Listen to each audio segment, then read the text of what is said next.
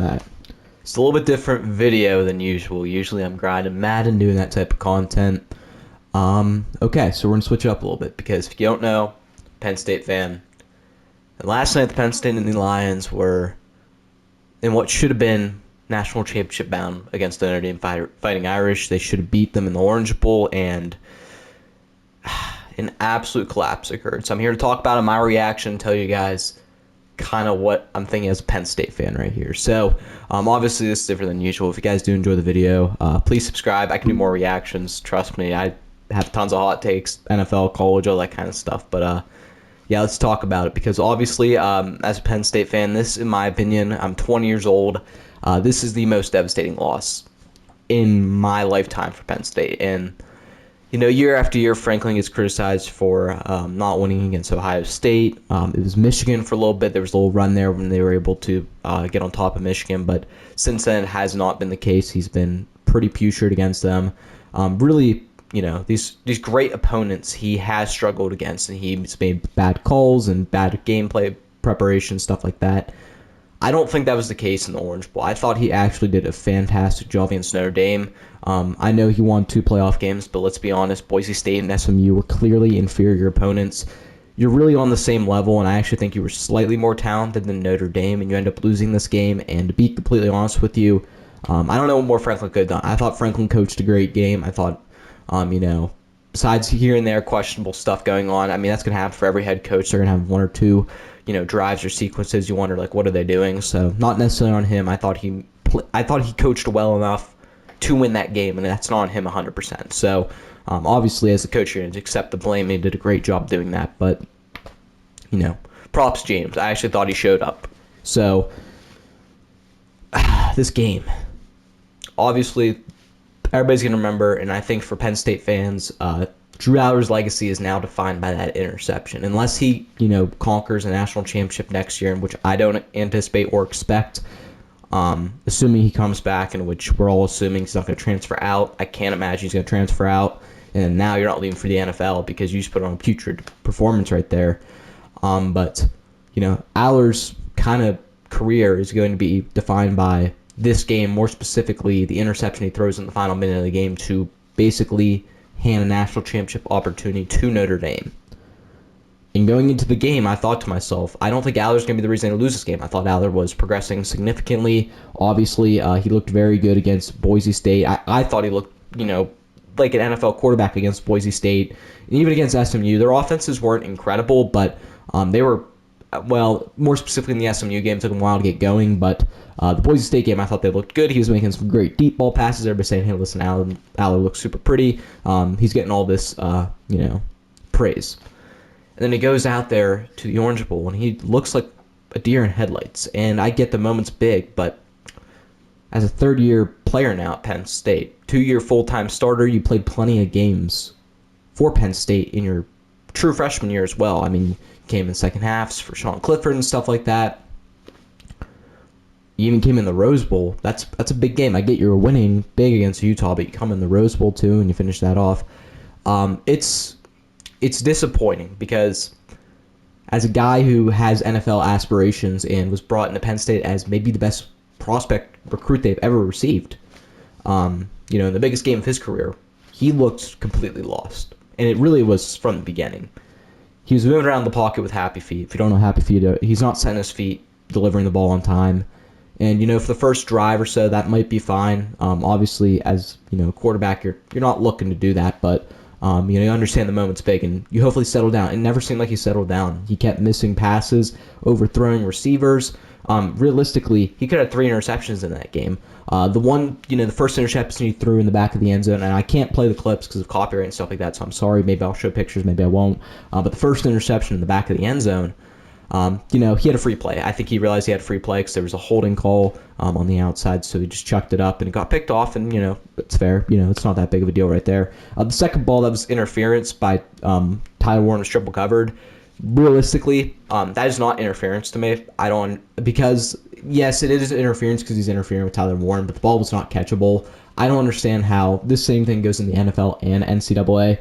I don't understand how you call that interference because he's not going to catch the ball. So even if he's getting tackled, He shouldn't. He's not going to come back and catch the ball.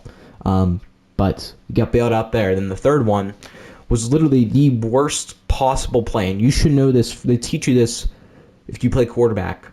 And I believe it was Greg McElroy said it 100 times on the broadcast. I believe that's his name on ESPN. Great commentator was Sean.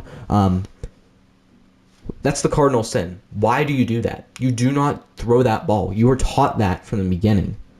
Unless that man is wide open across the middle, you never, ever, ever throw late across the middle, especially across your body, as my camera's running low right here.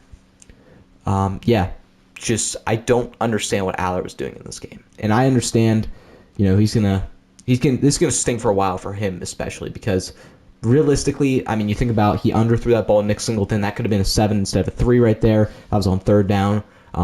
Singleton still could have caught that, but it was underthrown, and he was wide open in the flats. It was a pass that I could make out there. I mean, I'm telling you, I think I could make that pass out there because it's 15 yards. I could throw a ball 15 yards on the dime to a wide open receiver. Riley Leonard would have made that pass, and Riley Leonard, honest to God, did not look fantastic last night. He obviously had the 54-yard touchdown, which, that was more of a play by his receiver than him. Obviously, cornerback slips, if you know what I'm talking about. The quarterback slips on the play. He gets wide open. He then shakes Jaden Reed, who is a very, very good safety, which open field tackle, it's tough. I'm not blaming Jaden Reed for that. That was kind of just a broken play that everything went wrong right there. But Penn State's defense did their part. Besides that one play, that's the only thing you can argue. I think the turning point in the game, so if you didn't know, Riley Leonard towards the end of the half, I believe the score is 10-0 still at this point, but he gets banged up. It looks like concussion. They clear him. I'm assuming he's actually clear because the way Steve Angeli came in, their backup, he drove them right down the field. But what happened was there was a play in which Angeli dropped back in the pocket, boom, strip sack. Abdul Carter goes to fall on it, but because of the shoulder issue, if you don't know Abdul Carter, probably a top 5 pick in this year's draft. He goes to corral and scoop it up. He can't do it because of his shoulder. It's not strong enough. It gets ripped away from him. So, in my opinion, that's a turning point of the game right there. I think that's whenever, Notre Dame, they got bailed out, and they just continued to pour it on there. But obviously, I think, there was tons of missed holding calls throughout the game. The refs were not perfect, but I enjoyed them letting them play. I understand as a Notre Dame fan if you're upset about the Tyler Warren interference. As a Penn State fan, I will say that was not interference. That should have been a turnover. They got bailed out right there. But Notre Dame also had their fair share of bailout moments. Obviously, that big touchdown kind of is just a broken play. I know it wasn't the referees making a call, but sort of even water right there. I think what hurts as a Penn State fan, I'm strictly talking as a fan because I like to analyze Penn State. My job is to analyze Penn State, one of my jobs. Right now, as a fan, it hurts because this is the closest they were probably going to get, I think, for a little bit. Unless they do this thing like Ohio State did this year, whenever you're able to get back a ton of the top guys. Obviously, guys like Abdul Carter, I would imagine Nicholas Singleton. I don't know why he would stay. If K-Tron wants to stay, I think one of the 2 running backs will stay. I imagine Singleton gone, Allen stays one more year. Even though I think they both should go because you got to capitalize and make your money in the NFL as a running back. But Tyler Warren's gone as well. So right there, you got Abdul Carter, Tyler Warren, and probably a running back gone. So you're going to lose a lot of big pieces, but they got Luke Reynolds coming in, which is this really highly touted tight end prospect. I think he'll be able to fill the shoes okay, not perfect, but he'll be able to do all right. And then you also they recruit well running back. I'm not really worried about that, but they need to get Drew Aller some weapons, and Drew Aller needs to improve on those types of things. That was something he was so good at. And then this kind of last couple games, I feel like he's just played reckless, which works in some cases, but it doesn't at the same time. So it stings. Realistically, I don't think Penn State, Franklin, I don't blame this on him at all. What sucks is you were this close to way to a national championship berth, and Penn State has not been a legit contender. Even, as much as we want to bang the drum, Penn State fans, that this team's really good. I think, at least me, I'm realistic expectations. They were always 7th to 8th in the country, maybe a little bit lower in some cases. Now it feels like they are, slowly, they're maybe just outside the top 5 conversation, in my opinion. Oregon, Ohio State, I'd put, obviously you got to put Notre Dame above them. They just beat them. Texas is an interesting situation. I think they're kind of the same exact team. Then Georgia, I think on their best day could be Penn State. So they're probably the 5 or 6 best team on the country for real. But you had the favorable path. You had Boise State, SMU. No disregard to those teams, but it's not the same level of competition as a Georgia or Notre Dame. So you were kind of handed a path to the Final Four, and you can't get it done. It's not going to happen year after year. Do I think they can improve from this? Absolutely. Do I think this could also just completely be the turning point? Everything goes crumbling down? Absolutely. So it's all about how they respond. I think Franklin is a guy who does respond well, typically off losses. Even if he loses a big game, he usually is able to motivate the boys, get him, especially in season. It's a terrible loss. It did not end the way that they wanted to. Penn State fans didn't want to. But what I will say is it looked like Penn State was the better team on the field. They just couldn't win, and that happens sometimes. If you want to say Notre Dame is a better team on the field too, I don't think it's wrong either. I just think it was such an even game across the line, and just didn't work out in Penn State's favor. So it's been 12 hours. I've been able to digest it.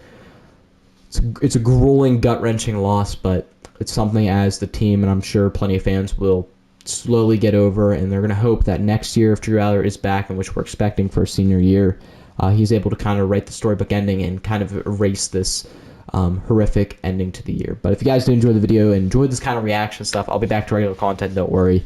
If you guys did enjoy it, do me a favor, like, subscribe, comment down below, turn on post notifications. I appreciate each and every one of you guys, as always. You guys mean the world to me, and I am NTG. Peace out.